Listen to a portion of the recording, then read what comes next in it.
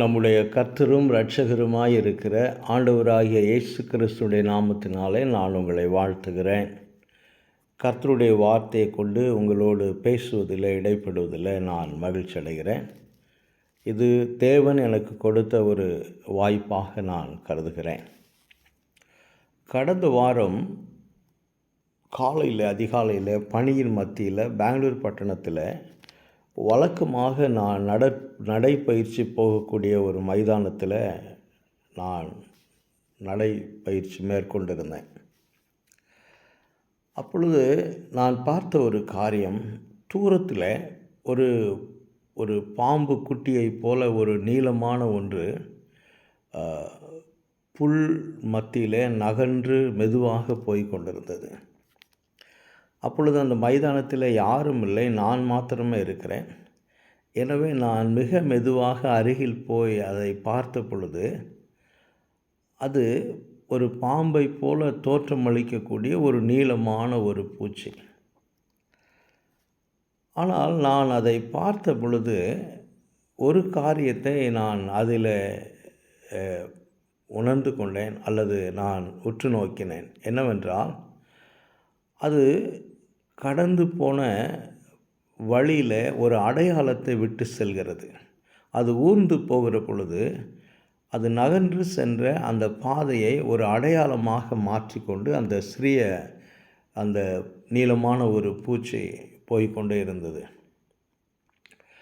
அந்த மைதானத்தில் பொதுவாக காலையில் வாலிப பிள்ளைகள் ஃபுட்பால் விளையாடி கொண்டிருப்பார்கள். சில பெரியவர்கள் நடைப்பயிற்சி மேற்கொள்வார்கள். சில வேளைகளில் சில கால்நடைகளும் அங்கே இருக்கும். இப்படி அநேகர் நடக்கக்கூடிய அல்லது நடந்து சென்ற அந்த மைதானத்தில் ஒரு சிறிய பூச்சி தன்னுடைய அடையாளத்தை விட்டு செல்வதை நான் பார்த்தேன். அப்பொழுது நான் யோசித்து பார்த்தேன், இந்த ஒரு அற்பமான பூச்சி கூட அது நகன்று சென்ற பாதையில் ஒரு அடையாளத்தை, ஒரு மாதிரியை விட்டு செல்கிறதே. எத்தனையோ பேருடைய கால்நடைகள், மனிதர்கள், சில வேளைகளில் சில தெரு நாய்கள் கூட அந்த மைதானத்தில் ஓடி ஆடி விளையாடு கொண்டிருக்கும். இப்படி அந்த பூச்சை காட்டிலும் பலமான நடை பாதை அல்லது நடந்து சென்ற மக்கள், மிருக ஜீவன்கள் எல்லாரும் இருக்கிற அந்த ஒரு பகுதியில் இந்த சின்ன பூச்சி தன்னுடைய அடையாளத்தை விட்டு சென்றது. இதை குறித்து யோசிக்கிற பொழுது நான் ஆண்டவராக இயேசு கிறிஸ்து சொன்ன ஒரு வார்த்தை எனக்கு ஞாபகத்துக்கு வந்தது. அதாவது, உங்களை நான் ஒரு மாதிரியாய் இருக்கும்படியாய் விட்டு செல்கிறேன், அல்லது நான் உங்களுக்கு செய்தது போல நீங்களும் செய்யும்படியாக உங்களுக்கு ஒரு மாதிரியை காண்பிக்கிறேன் என்று இயேசு கிறிஸ்து சொன்ன வார்த்தை எனக்கு ஞாபகத்துக்கு வந்தது. இந்த சிறிய பூச்சி எப்படி இந்த பூமியில் அதனுடைய நடமாட்டத்திற்கான அடையாளத்தை காண்பிக்கிறதோ, அதே போல் கிறிஸ்தவர்களாகிய நாமும் கூட இந்த உலகத்திலே பலவிதமான மக்கள் இருக்கிற இந்த உலகத்தில் பலவிதமான ஜனங்கள் நடமாடி கொண்டு ஜீவிக்கிற இந்த உலகத்தில் நாமும் கூட ஒரு அடையாளத்தை விட்டு செல்லும்படியாக அல்லது ஒரு மாதிரியை காண்பிக்கும்படியாக அழைக்கப்பட்டிருக்கிறோம் என்று நான் உணர்த்தப்பட்டேன். இதை வேதத்திலே ஆழமாக நாம் ஆராய்ந்து பார்ப்போம் என்றால், முதல் மனிதனாகிய ஆதாமும் ஏவாளும் தேவனுடைய சாயலுக்கு அடையாளமாய் இருக்கும்படியாய் படைக்கப்பட்டார்கள். பின்பு நோவா தேவனுடைய கிருபைக்கு அடையாளமாய் இருக்கும்படியாய் தெரிந்து கொள்ளப்பட்ட மனிதன். பின்பு ஆபிரகாம் வேதாகமத்தில் தேவன் உடன்படிக்கைக்கு எவ்வளவு உண்மையுள்ளவராய் இருக்கிறார் என்பதை காண்பிப்பதற்கு ஒரு மாதிரியாக, அடையாளமாக இருக்கும்படியாய் அனுப்பப்பட்ட மனிதன் அல்லது தெரிந்து கொள்ளப்பட்ட மனிதன் என்று சொல்லி நாம் பார்க்கிறோம். பின்பு இஸ்ரவேல் தேசம், பழைய ஏற்பாட்டில் இருக்கக்கூடிய இஸ்ரவேலர்கள் தேவனுடைய ராஜ்யத்திற்கு தெரிந்து கொள்ளப்பட்டவர்கள் எப்படி இந்த பூமியில் வாழ வேண்டும் என்பதற்கு அடையாளமாக மாதிரியாக இருக்கும்படியாய் தெரிந்து கொள்ளப்பட்டார்கள் என்று சொல்லி நாம் பார்க்கிறோம். பின்பு தொடர்ந்து தீர்க்கதரிசிகள், ஆசாரியர்கள், ராஜாக்கள் என்று சொல்லி யாரையெல்லாம் நாம் வேதாகமத்திலே பார்க்கிறோமோ இவர்கள் எல்லோருமே ஏதோ ஒரு காரியத்திற்கு, தீர்க்கதரிசிகளும் ஆசாரியர்களும் தேவனுடைய பரிசுத்தத்திற்கு ஒரு மாதிரியாக இருக்கும்படியாய் தெரிந்து கொள்ளப்பட்டவர்கள். இப்படி இதற்காகவே தனிப்பட்ட நபர்கள், தீர்க்கதரிசிகள், ஆசாரியர்கள், ராஜாக்கள் எல்லோருமே அடையாளமாக மாதிரியாக இருக்கும்படியாய் தெரிந்து கொள்ளப்பட்டார்கள் என்று சொல்லி நாம் வேதாகமத்திலே வாசிக்கிறோம்.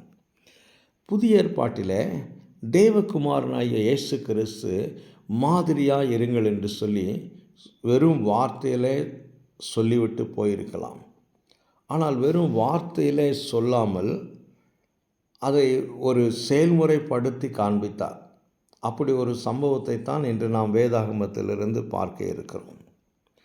இந்த நாளின் செய்திக்காக நான் தெரிந்து கொண்டிருக்கக்கூடிய வேத வசனம் மாதிரியாக இருங்கள் அல்லது அடையாளமாக இருங்கள் என்ற அந்த தலைப்பிற்கு யோவான் எழுதின சுவிசேஷம் 15ஆம் அதிகாரம் அதில் முதல் 15 வசனங்களை நான் தெரிந்து கொண்டிருக்கிறேன். ஆனால் இந்த நாளில் செய்தியில் 3 வசனங்களை மாத்திரமே நாம் பார்க்க இருக்கிறோம். இந்த 3 வசனத்திலிருந்து கிறிஸ்து நாம் இந்த பூமியில் வாழுகிற பொழுது எதற்கு மாதிரியாக, எதற்கு அடையாளமாக இருக்கும்படியாய் அழைத்திருக்கிறார் என்பதை நாம் பார்க்க இருக்கிறோம். எனக்கு அருமையான தேவனுடைய பிள்ளைங்களை, இந்த பூமியில் நாம் ஒரு குறிப்பிட்ட நோக்கத்திற்காக தெரிந்து கொள்ளப்பட்டவர்கள். கிறிஸ்துவை பிரதிபலிப்பதற்காக, கிறிஸ்துவனுடைய மாதிரியை காண்பிப்பதற்காக, கிறிஸ்துவின் அடையாளத்தை உலக மக்களுக்கு காண்பிப்பதற்காக நாம் தெரிந்து கொள்ளப்பட்டவர்கள். ஆனால் அதே நேரத்தில் இந்த உலகம், இதில் இருக்கக்கூடிய மக்கள் பலவிதமான சவால்கள் நிறைந்த சூழ்நிலையில் நாம் வாழ்ந்து கொண்டு இருக்கிறோம்.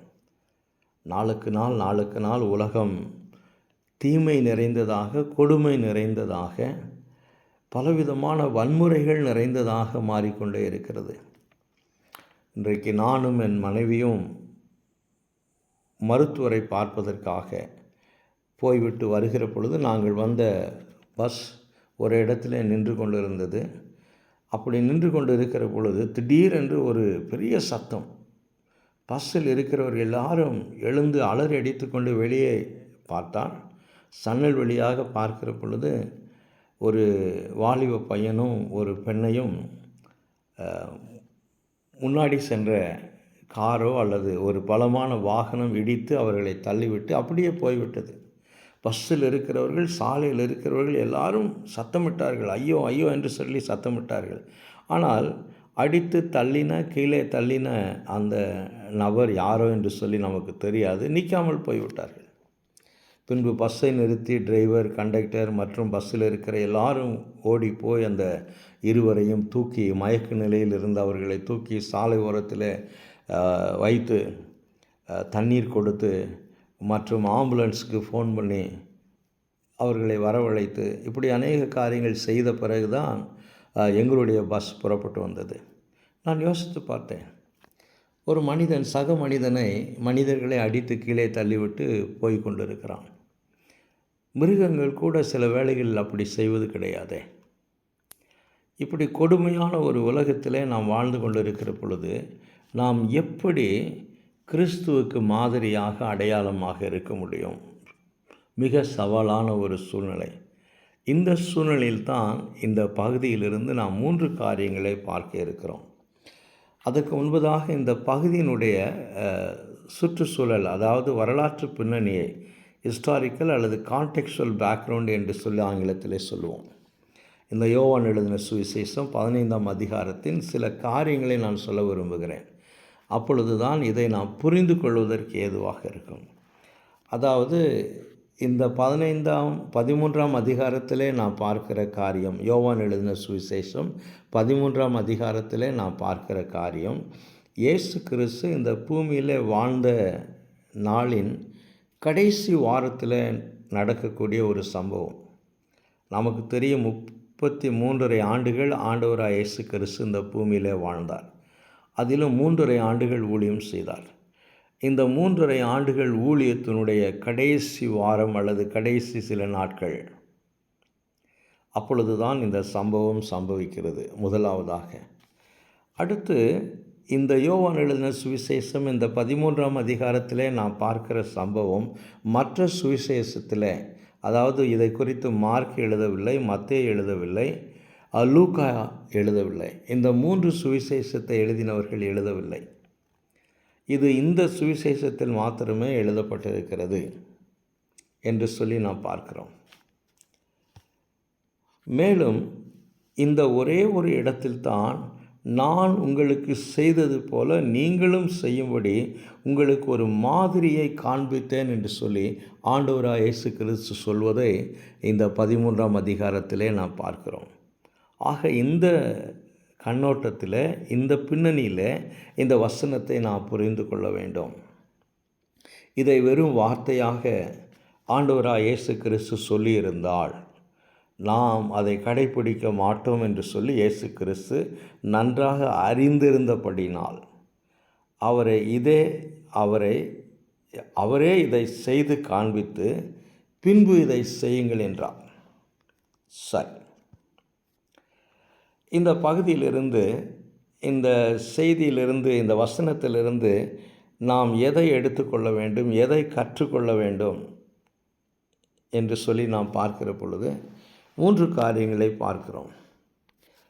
முதலாவதாக அன்பிற்கு, அதாவது அன்பு கூறுவதற்கு ஆண்டவராக இயேசு கிறிஸ்து மாதிரியாக இருக்கிறார் என்று நாம் பார்க்கிறோம். எப்படி என்று சொன்னால், முதலாவது வசனத்திலே வாசிக்கிறோம். 13ஆம் அதிகாரம் 1வது வசனம். பஸ்கா பண்டிகைக்கு முன்னே இயேசு இவ்வுலகத்தை விட்டு பிதாவினிடத்திற்கு போகும்படியான தம்முடைய வேளை வந்தது என்று அறிந்து தாம் இவ்வுலகத்தில் இருக்கிற தம்முடையவர்களிடத்தில் அன்பு வைத்தபடியே முடிவு பரியந்தம் அவர்களிடத்தில் அன்பு வைத்தார். இதில் சில வசனங்கள் நாம் குறிப்பாக கருத்தில் கொள்ள வேண்டும். என்னவென்று சொன்னால், ஆண்டவராக இயேசு கிறிஸ்து எல்லாவற்றையும் அறிந்தவராக இருக்கிறார். அறிந்து என்ற வார்த்தை இந்த அதிகாரத்தை புரிந்து கொள்வதற்கு மிக முக்கியமான ஒரு வார்த்தை. ஒன்று.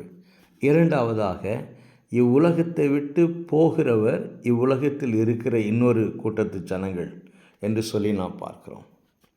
இவ்வுலகத்தை விட்டு போகிறவர் யார் என்று சொல்லி பார்க்கிற பொழுது ஆண்டவராக இயேசு கிறிஸ்து.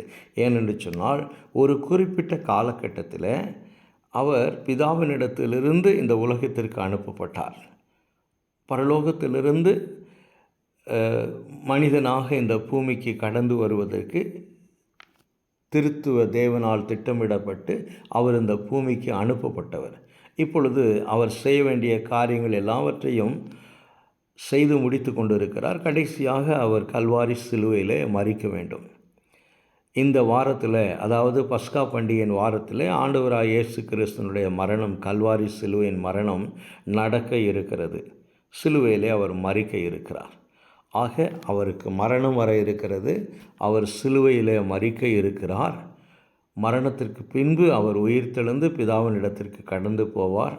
பிதாவினிடத்திலிருந்து வந்தவர் என்பதை அறிந்து இவ்வுலகத்தை விட்டு போகும்படியான ஒரு தருணத்தில் இவ்வுலகத்தில் இருக்கிற தம்முடையவர்களிடத்தில் அன்பு வைத்தபடியே முடிவு பரியந்தம் அவர்களிடத்தில் அன்பு வைத்தார். ஆக அன்பு என்ற வார்த்தையை நாம் 2 முறை வாசிக்கிறோம். இங்கே யாரை அன்பு கூறுவது, எப்படி அன்பு கூறுவது, அல்லது இந்த அன்பை பற்றி நாம் என்ன பார்க்கிறோம் என்று சொல்லி நாம் யோசித்து பார்ப்போம் என்றால், இவ்வுலகத்தில் இருக்கிற தம்முடையவர்களிடத்தில் அன்பு வைத்தபடியே முடிவு பரியந்தம் அவர்களிடத்தில் அன்பு வைத்தார் என்ற வார்த்தையின் மூலமாக முதலாவதாக ஆண்டவராக இயேசு கிறிஸ்து அன்பு கூறுவதற்கு, நேசிப்பதற்கு ஒரு மாதிரியை நமக்கு காண்பிக்கிறார். என்ன என்று சொல்லி பார்ப்போம் என்றால், இவ்வுலகத்திற்குரிய சுபாவத்தை உடையவர்கள், அதாவது 1வது வசனத்தில் இவ்வுலகத்தில் இருக்கிற தம்முடையவர்களிடத்தில் அப்படி என்று சொன்னால் இந்த இடத்துல இந்த 13ஆம் அதிகாரத்தில் இந்த சம்பவத்தில் ஈடுபட்டு இருக்கிறவர்கள், கலந்து கொண்டு இருக்கிறவர்கள் இயேசு கிறிஸ்துவனுடைய சீசர்கள், அப்போஸ்தலர்கள். இவர்கள் தான் எதிர்காலத்தில் அல்லது கிறிஸ்துவின் மறைவுக்கு பிறகு அப்போஸ்தலர்களாக மாற இருக்கிறார்கள்.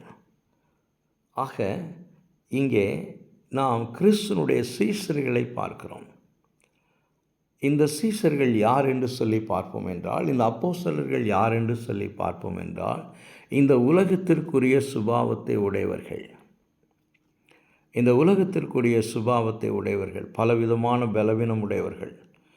இங்கே இந்த 13ஆம் அதிகாரத்தில் இருக்கிற ஒவ்வொரு அப்போஸ்தலரையும் நாம் பார்ப்போம் என்றால், பேதுருவாக இருந்தாலும் சரி, யாக்கோபாக இருந்தாலும் சரி, யோவானாக இருந்தாலும் சரி, யூதாஸ் காரியத்தாக இருந்தாலும் சரி, மற்ற தோமாவாக, மற்ற அப்போஸ்தலர்கள் யாராக இருந்தாலும் சரி, ஒவ்வொரு அப்போஸ்தலர்களுக்குள்ளும் ஒவ்வொரு சீசர்களுக்குள்ளும் இந்த பூமிக்குரிய சுபாவம் அவர்களுக்குள்ளாக இருந்தது. இந்த உலகத்துக்குரிய சுபாவம் அவர்களிடத்தில் இருந்தது. இவ்வுலகத்துக்கு இருக்கக்கூடிய இந்த மண்ணுக்குரிய, இந்த பூமிக்குரிய சுபாவம் அவர்கள் எல்லாரிடத்திலும் இருந்தது. அப்படி என்று சொன்னால், கிறிஸ்துவின் அன்பிற்கு இவர்கள் தகுதியுடையவர்களா? இல்லை. கிறிஸ்துவால் நேசிக்கப்படுவதற்கு இவர்கள் தகுதியுடையவர்களா? இல்லை என்று தான் சொல்ல வேண்டும். ஏனென்று சொன்னால், இவ்வுலக சுபாவத்தை உடையவர்கள். ஆனால் ஆண்டவராக இயேசு கிறிஸ்து யார்? அவர் பரலோகத்தின் சுபாவத்தை உடையவர், பரலோகத்திலிருந்து வந்தவர். இவ்வுலகத்திற்குரிய சுபாவம் அவருக்கு கிடையாது. ஆக இவ்வுலகத்திற்குரிய சுபாவம் இல்லாதவர், இவ்வுலகத்திற்கும் இதில் இருக்கக்கூடிய பலவீனங்களுக்கும் சம்பந்தமில்லாத தேவகுமாரனாகிய இயேசு கிறிஸ்து இவ்வுலகத்துக்குரிய சுபாவத்தை உடைய பலவீனத்திற்கு உட்பட்டு இருக்கிற தம்முடைய சீசரிடத்தில் ஆரம்பத்தில் எப்படி அன்பு வைத்தாரோ, அதாவது அவர்களை தெரிந்து கொள்ளுகிற பொழுது எப்படி அன்பு வைத்தாரோ, இந்த 3½ ஆண்டுகள் சீசருடைய வாழ்க்கையை இந்த சீசர்கள் இயேசு கிறிஸ்துவோடு நடந்து வந்த காரியங்களை, செய்த காரியங்களை, அவர்கள் பேசின சம்பாஷணைகள் எல்லாவற்றையும் பார்க்கிற பொழுது பார்த்து இவர்களுடைய எல்லா சுபாவங்களை அறிந்த பிறகு முடிவு பரியந்தம், கடைசி மட்டும் மரண பரியந்தம் இவர்கள் மீது குறையாமல் அன்பு வைத்தார். பலவீனமுடையவர்கள், இவ்வுலகத்துக்குரிய சுபாவத்தை உடையவர்கள்.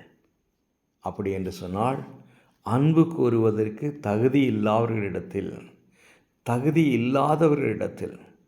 தேவ அன்புக்கு தகுதி இல்லாதவர்களிடத்தில், பலவீனம் உள்ளவர்களிடத்தில் ஆண்டவராகிய இயேசு கிறிஸ்து முடிவு பரியந்தம் அன்பு கூர்ந்தார். இது அன்பிற்கு, இந்த உலகத்திலே மற்றவர்களை நாம் நேசிப்பதற்கு ஒரு மாதிரியாக நாம் எடுத்துக்கொள்ள வேண்டிய ஒரு காரியம். எனக்கு அருமையான தேவனுடைய பிள்ளைங்களே, நடைமுறை வாழ்க்கையில் மிகவும் கடினமான ஒரு காரியம்தான். சிலரை நம்மால் நேசிக்க முடிய மாட்டேங்குது, சிலரை நம்மால் அன்பு கூற முடிவதில்லை, சிலரை நம்மால் மன்னிக்க முடிவதில்லை, சிலரோடு நம்மால் பழக முடிவதில்லை, சிலரோடு நம்மால் வாழ்க்கையில் இணைந்து போக முடியவில்லை. ஏனென்று சொன்னால், அவர்கள் நமக்கு கொடுக்கக்கூடிய வேதனைகள், கசப்பான அனுபவங்கள், அவர்கள் நமக்கு செய்ய நினைக்கும் தீமைகள், இவைகள் எல்லாம் நம்முடைய கண்களுக்கு முன்பாக கடந்து வந்து அந்த குறிப்பிட்ட நபரை நாம் நேசிக்க முடியாமல், அன்பு கூற முடியாமல், அவர்களோடு இணைந்து போக முடியாமல் மனக்கசப்பை உண்டாக்கி நம்மை அவர்களிடம் இருந்து பிரித்து விடுகிறது.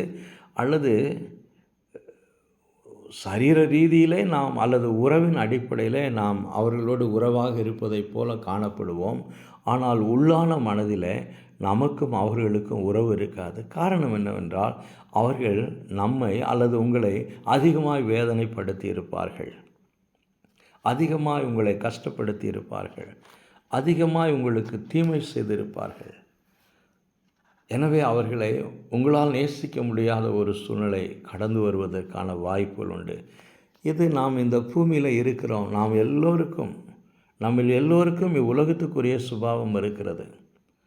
அல்லது அன்பு கூறுவதற்கு சில வரைமுறை வைத்திருப்போம். இவர்களைத்தான் நாம் நேசிப்போம், இவர்களைத்தான் நான் நேசிப்பேன், இவர்கள் கூடத்தான் நான் உறவு வைத்துக்கொள்வேன், இவர்களோடு தான் என்னுடைய ஐக்கியம் இருக்கும், இவர்களை தவிர நான் மற்றவர்களை என்னால் நேசிக்க முடியாது, அல்லது இந்த குணாதிசயம் இவர்களிடத்தில் இருந்தால்தான், இந்த தகுதி இவர்களிடத்தில் இருந்தால்தான் நான் இவர்களை நேசிப்பேன் என்று நாமே ஒரு வரையறை வகுக்கிறோம். ஆனால் இங்கே ஆண்டவராக இயேசு கிறிஸ்து தகுதி இல்லாதவர்களை முடிவு பரியந்தம் நேசித்தார். ஒன்று.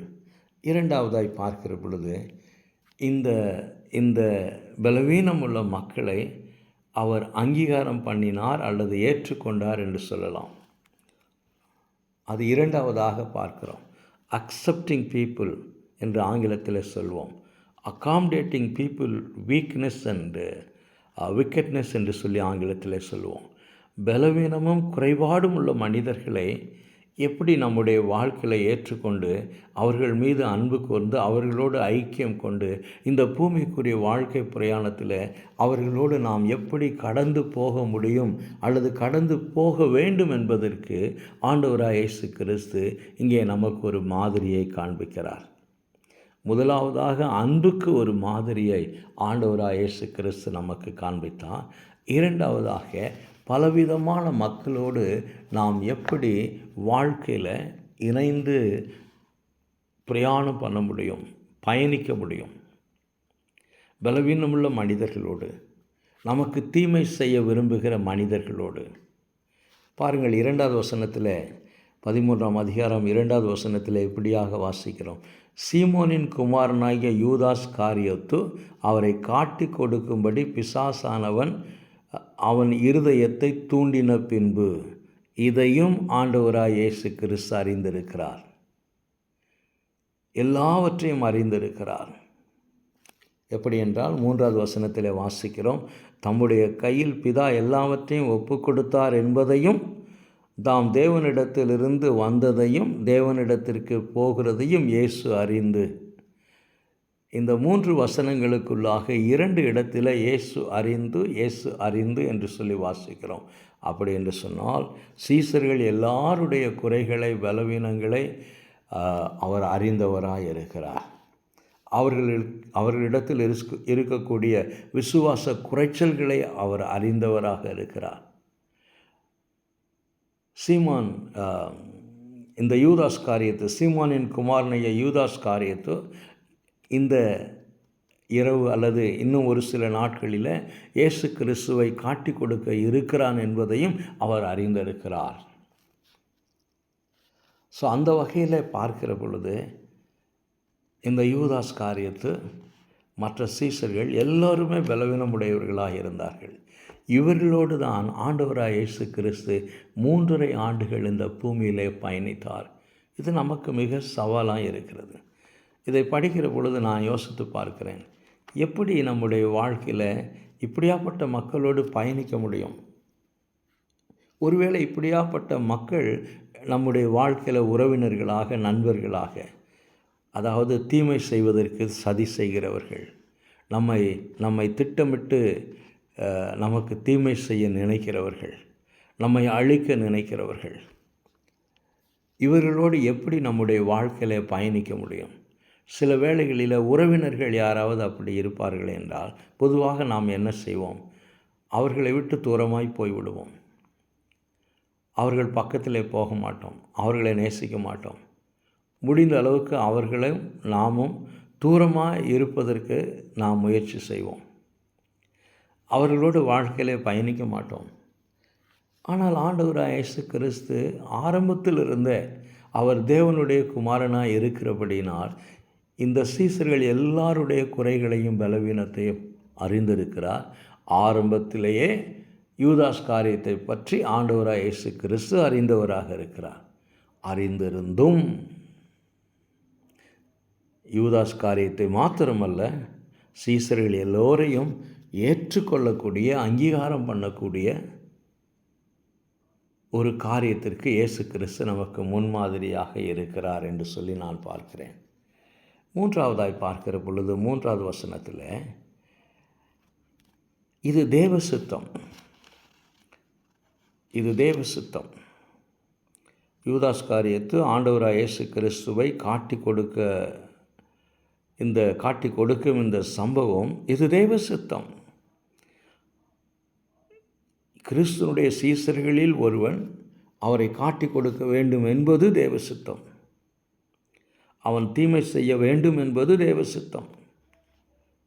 கிறிஸ்து சிலுவையில் மரிப்பதற்கு, வேதனையான பாதைக்குள்ளாக கடந்து போவதற்கு, அவமானத்தின் பாதைக்குள்ளாக கிறிஸ்து கடந்து போவதற்கு, அவரோடு 3.5 ஆண்டுகள் பயணித்து, அவரோடு புசித்து, அவரோடு தங்கியிருந்து, அவர் செய்த அதிசயங்கள், அற்புதங்கள் எல்லாவற்றையும் பார்த்து, 5 அப்பம் 2 மீனை வைத்து 5000 பேரை போஷித்த பொழுது யூதாஸ்காரியத்தும் அங்கே போஷிக்கப்பட்டிருக்க வேண்டும். ஒரு முறை 4000 பேரை ஆண்டவராய் இயேசு கிறிஸ்து போஷித்தார். அப்பொழுதும் யூதாஸ்காரியத்து அங்கே போஷிக்கப்பட்டிருக்க வேண்டும். காற்றையும் கடலையும் பார்த்து இயேசு கிறிஸ்து இறையாதே அமைதலாயிரு என்று சொன்ன பொழுதும் யூதாஸ்காரியத்து அங்கே இருந்திருக்க வேண்டும். மற்றும் ஆண்டவராய் இயேசு கிறிஸ்து செய்த 35 அற்புதங்கள், அதாவது 3.5 ஆண்டுகள் ஊழியத்திலே ஆண்டவராய் இயேசு கிறிஸ்து 35 அற்புதங்கள் செய்தார் என்று சொல்லி நாம் இந்த 4 சுவிசேஷங்களை கோர்வையாக படிக்கிற பொழுது புரிந்து கொள்வோம். இந்த 35 அற்புதங்களையும் நேரடியாக யூதாஸ்காரியத்து பார்த்திருக்க வேண்டும் அல்லது கேள்விப்பட்டிருக்க வேண்டும். இப்படி 3.5 ஆண்டுகள் எல்லாவற்றையும் பார்த்து ருசித்து கூட இருந்து எல்லாவற்றையும் அறிந்த ஒரு சீசன் கிறிஸ்துவை காட்டி கொடுக்கப்பட வேண்டும் என்பது தேவ சித்தம். இந்த வேதனையான பாதை தேவ சித்தத்தினால் தனக்கு அனுமதிக்கப்பட்டிருக்கிறது என்பதை ஆண்டவராய் இயேசு கிறிஸ்து அறிந்தார். அதுதான் 3வது வசனத்தினுடைய வியாக்கியானம் என்று சொல்லி நான் கருதுகிறேன். தம்முடைய கையில் பிதா எல்லாவற்றையும் ஒப்பு கொடுத்தார் என்பதையும், தாம் தேவனிடத்திலிருந்து வந்ததையும் தேவனிடத்திற்கு போகிறதையும் இயேசு அறிந்து, ஆக 3வதாய் பார்க்கிற பொழுது தேவ சித்தத்திற்கு எப்படி ஒரு தேவனுடைய பிள்ளை கீழ்ப்படிய வேண்டும், பிரியமானதோ பிரியமில்லாததோ, நன்மையானதோ தீமையானதோ, லாபம் தரக்கூடியதோ நஷ்டம் உண்டாக்கக்கூடியதோ, சுகம் தரக்கூடியதோ துக்கத்தை தரக்கூடியதோ, இன்பமானதோ துன்பமானதோ, எதுவாக இருந்தாலும் தேவ சித்தத்தினால் சில காரியங்களை கர்த்தர் நம்முடைய வாழ்க்கையில் அனுமதிக்கிற பொழுது நாம் எப்படி கீழ்ப்படிய வேண்டும் என்பதற்கு ஆண்டவராய் இயேசு கிறிஸ்து இங்கே நமக்கு ஒரு மாதிரியை வைக்கிறார். மீதியான வசனங்களை நான் அடுத்த வாரம் தொடர்ந்து உங்கள் மத்தியில் கர்த்தருக்கு சித்தமானால் பேச விரும்புகிறேன். நான் உங்களுக்கு செய்தது போல நீங்களும் செய்யும்படி உங்களுக்கு மாதிரியை காண்பித்தேன் என்று சொல்லி இந்த 15வது வசனத்திலே வாசிக்கிறோம். யோவான் 13:15 நான் உங்களுக்கு காண்பித்தேன், மாறாக நான் உங்களுக்கு சொன்னேன் என்று சொல்லவில்லை, உங்களுக்கு நான் செய்து காண்பித்தேன் என்றார். அப்படி என்று சொன்னால் இந்த 3 வசனத்தில் 3 காரியங்களை பார்க்கிறோம். எப்படி இந்த பூமியில் நாம் தேவனுடைய பிள்ளைகளாய் ஜீவிக்கிற பொழுது, நம்முடைய வாழ்க்கை பிரயாணம் கடந்து போகிற பொழுது நாம் பல தரப்பட்ட மக்களை சந்திப்போம். விழுந்து போன இந்த உலகத்தில், தீமை நிறைந்திருக்கக்கூடிய இந்த உலகத்தில் நாம் பலதரப்பட்ட மக்களை சந்திப்பதற்கான வாய்ப்புகள் உண்டு. எல்லாரும் தகுதியுடையவர்களாக இருப்பார்கள், எல்லாரும் நல்லவர்களாக இருப்பார்கள், எல்லாரும் நமக்கு நன்மை செய்யக்கூடியவர்களாக இருப்பார்கள், எல்லாரும் நம்மை நேசிக்கக்கூடியவர்களாக இருப்பார்கள் என்று எதிர்பார்க்கவும் கூடாது. அந்த எதிர்பார்ப்போடு ஒரு தேவனுடைய பிள்ளை வாழவும் கூடாது. பலதரப்பட்ட மக்கள் நம்முடைய வாழ்க்கையில் கடந்து வருவார்கள். தகுதி உடையவர்கள், தகுதி இல்லாதவர்கள் என்று நாம் பாராதபடி எப்படி கிறிஸ்துவின் அன்பை நாம் எல்லாருக்கும் காண்பிக்க வேண்டும் என்பதற்கு ஆண்டவராய் இயேசு கிறிஸ்து நமக்கு இங்கே ஒரு முன்மாதிரியாக இருக்கிறார். எனக்கு அருமையான தேவனுடைய பிள்ளைங்களே, கிறிஸ்தவரின் அடையாளம் அன்பு. கிறிஸ்தவரின் அடையாளம் வெறும் வெள்ளை ஆடை கிடையாது, வெறும் வெள்ளை ஆடை கிடையாது. இன்றைக்கு கிறிஸ்தவம் தவறாய் புரிந்து கொண்டு இருக்கிறது. தவறான பாதையில் மக்கள் போய் கொண்டு இருக்கிறார்கள். கிறிஸ்துவின் அடையாளங்களில் மிக பிரதானமான அடையாளம் அன்பு. தேவன் தம்முடைய ஒரே பேரான குமாரனை விசுவாசிக்கிறவன் எவனோ அவன் கெட்டு போகாமல் நித்திய ஜீவனை அடையும்படிக்கு அவரை தந்தருளி இவ்வளவாய் உலகத்தை அன்பு கூர்ந்தார் என்று சொல்லித்தான் நாம் இதே யோவான் எழுதின சுவிசேஷம் 3ஆம் அதிகாரம் 16வது வசனத்தில் வாசிக்கிறோம். ஆக நம்முடைய அடையாளம் அன்பு. அந்த அன்பு எப்படியாக இருக்க வேண்டும் என்பதற்கு, யாருக்கு நாம் அந்த அன்பை காண்பிக்க வேண்டும் என்பதற்கு ஆண்டவராய் இயேசு கிறிஸ்து நமக்கு ஒரு மாதிரியை விட்டு சென்றிருக்கிறார், அடையாளத்தை காண்பித்திருக்கிறார். எனக்கு அருமையான தேவனுடைய பிள்ளைகளை, இந்த செய்தியை கேட்கிற உங்களில் ஒருவருக்கு அல்லது நம்மில் அநேகருக்கு இது ஒரு பெரிய சவாலாக இருக்கும். ஏனென்று சொன்னால், நம்மை துன்பப்படுத்தினவர்கள், வேதனைப்படுத்தினவர்கள், அவமானப்படுத்தினவர்கள், நஷ்டப்படுத்தினவர்கள், திட்டமிட்டு நம்மை கண்ணீர் சிந்தும்படியாய் செய்தவர்கள், இப்படி அநேகர் நம்முடைய வாழ்க்கை பிரயாணத்தில் கடந்து வருவார்கள், வந்து கொண்டிருப்பார்கள். நன்றி இல்லாதவர்கள், துரோகம் பண்ணக்கூடியவர்கள், நம்மை ஆள வைக்கக்கூடியவர்கள், நம்மை அவமானப்படுத்தக்கூடியவர்கள், நம்முடைய நிம்மதியை கெடுக்கக்கூடியவர்கள் இந்த பூமியிலே வாழ்க்கை பிரயாணத்தில் நம்மோடு கடந்து வந்து கொண்டிருப்பார்கள். அவர்களோடு நாம் எப்படி பிரயாணம் பண்ண போகிறோம், பயணிக்க போகிறோம் என்று சொல்லி நாம் தடுமாறுகிற ஒரு சூழ்நிலையில் நாம் இருப்போம் என்றால், தேவன் தாமே நமக்கு பலன் தருவாராக. கிறிஸ்துவின் அன்பை நாம் மற்றவர்களுக்கு காண்பிப்பதற்கு அவர் நமக்கு பலன் தருவாராக. கிறிஸ்துவனுடைய அன்பு மாய்மாலம் இல்லாத அன்பு, உண்மையான அன்பு, பாரபட்சம் பாராத அன்பு, தகுதியை பாராத அன்பு. இது முதலாவதாக பார்க்கிறோம். இரண்டாவதாக, பலதரப்பட்ட மக்கள் நம்முடைய வாழ்க்கையில் நாம் சந்திப்போம், கடந்து வருவார்கள். எல்லாரும் நல்லவர்களாக இருப்பார்கள் என்று சொல்லி நாம் சொல்ல முடியாது. பலவீனமும் குறைவும் உள்ள மக்களை நம்மால் ஏற்றுக்கொள்ள முடிகிறதா, அங்கீகாரம் பண்ண முடிகிறதா? ஆங்கிலத்தில் சொல்வார்கள் அக்செப்ட் அண்ட் அகாமடேட்டிங் என்று சொல்லி.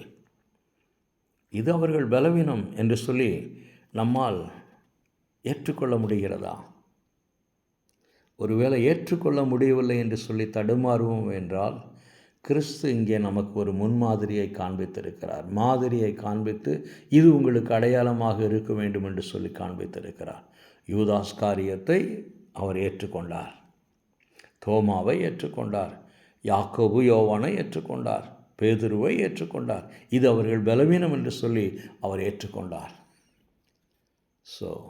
இரண்டாவதாக, வாழ்க்கையில் பலதரப்பட்ட மக்கள் வருகிற பொழுது அவர்களை ஏற்றுக்கொண்டு அவர்களோடு பிரயாணம் பண்ணக்கூடிய, பயணிக்கக்கூடிய அந்த காரியத்தை செய்வதற்கு கிறிஸ்து நமக்கு ஒரு மாதிரியை காண்பித்திருக்கிறார்.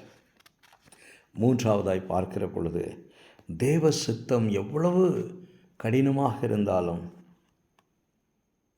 கீழ்ப்படிவதற்கு ஆண்டவராய் இயேசு கிறிஸ்து நமக்கு ஒரு மாதிரியை காண்பித்திருக்கிறார். தேவ அன்புக்கு, தேவன் ஏற்றுக்கொள்வதற்கு, தேவ சித்தத்திற்கு இங்கே ஆண்டவராய் இயேசு கிறிஸ்து நமக்கு ஒரு மாதிரியை காண்பித்து, மாதிரியாயிருங்கள், நான் உங்களுக்கு செய்தது போல இதற்கு நீங்கள் அடையாளமாக இருக்க வேண்டும் என்று சொல்லி அவர் நமக்கு காண்பித்து கடந்து சென்றிருக்கிறார். எனக்கு தெரியும், இது சில வேளைகளில், பெரும்பாலான நேரத்தில் இது கடினமான காரியங்கள். யாரெல்லாம் இதை செய்வதற்கு கடினம் என்று நாம் நினைக்கிறோமோ, இந்த செய்தியை கேட்கிற பொழுது யாரெல்லாம் உங்கள் கண்களுக்கு முன்பாக வந்து இவர்களை என்னால் மன்னிக்க முடியாது, நேசிக்க முடியாது, ஏற்றுக்கொள்ள முடியாது, இவர்களோடு என்னால் பயணிக்க முடியாது என்று சொல்லி ஒரு பெரிய ஒரு தடுமாற்றத்தை அல்லது கடினத்தை அல்லது ஒரு விதமான கசப்பை நம்முடைய வாழ்க்கையில் கொண்டு வருகிறதோ, அவர்கள் எல்லாரையும் நாம் ஏற்றுக்கொள்வதற்கு, மன்னிப்பதற்கு, அவர்களோடு பிரயாணம் செய்வதற்கு, பயணிப்பதற்கு தேவ ஆவியானவர் தாமே பலன் கொடுக்க வேண்டும் என்று சொல்லி நாம் கர்த்தருடைய சமூகத்தில் கேட்போம். மீண்டும் சொல்லுகிறேன், நாம் மாதிரியாக இருக்கும்படியாய், நாம் அடையாளமாக இருக்கும்படியாய் அழைக்கப்பட்டிருக்கிறோம். இதுதான் ஆண்டவராக இயேசு கிறிஸ்து நமக்கு இந்த பூமியில் குறிப்பாக கிறிஸ்துவின் சரீரமாகிய சபைக்கு, அந்த சபைக்குள்ளாக அங்கத்தினர்களாக இருப்பவர்களுக்கு தேவன் கொடுத்திருக்கக்கூடிய ஒரு பிரதானமான ஒரு கற்பனை, ஒரு கட்டளை என்றே நான் சொல்ல விரும்புகிறேன். கர்த்தர் இந்த வார்த்தை கொண்டு, வசனத்தை கொண்டு உங்களோடு பேசுவாராக. உங்கள் கருத்துக்கள், உங்கள் விமர்சனங்கள் வரவேற்கப்படுகிறது. ஆமென். தொடர்ந்து எங்களுக்காக ஜெபித்துக் கொள்ளுங்கள்.